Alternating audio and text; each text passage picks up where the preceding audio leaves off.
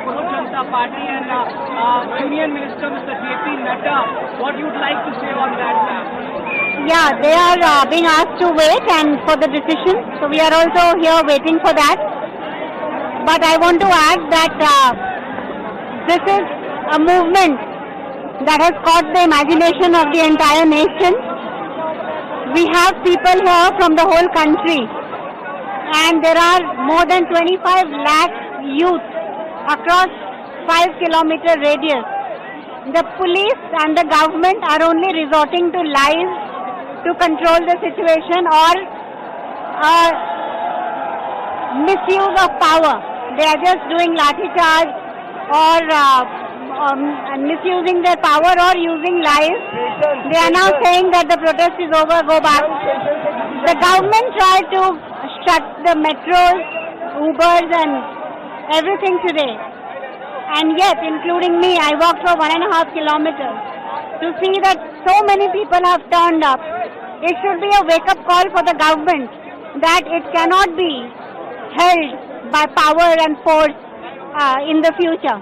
You know, it has to be now resolved and it has to be taken cognizance of, and they cannot just do this blame game and resort to lies, and they have been obfuscating information about everything.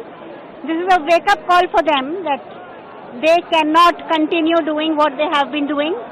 Everybody 12 years ago elected them to power with a lot of hope that they will make India the superpower, the developed nation, but they have failed miserably. And instead of using force to suppress this movement, they should wake up and take cognizance that this is a reality. You know, since morning the kids have come from all walks of life. There are all religions represented here, all age groups represented here, men, women, and this is an example and a role model for the whole world that how youngsters and Gen Z of India is so different from the Gen Z of other countries, because the 10,000 years of the spiritual wisdom which our rishis have left through the Vedas and Upanishads is not dead. It still lives in our hearts and in our souls, and that is at display here. So all we are asking is to design an education system that this awakening, you know, can happen by design and not by chance, because this is a display of a very beautiful, youth. It's the best in the world, and they are full of potential. They are leading in every other country, but why in India not? So we should give them the right ecosystem, we should give them the right education, we should give them the right hand-holding and the right ecosystem, as I said, so that they can all achieve their potential. And we have a demographic dividend. You know, we are the youngest country in the world.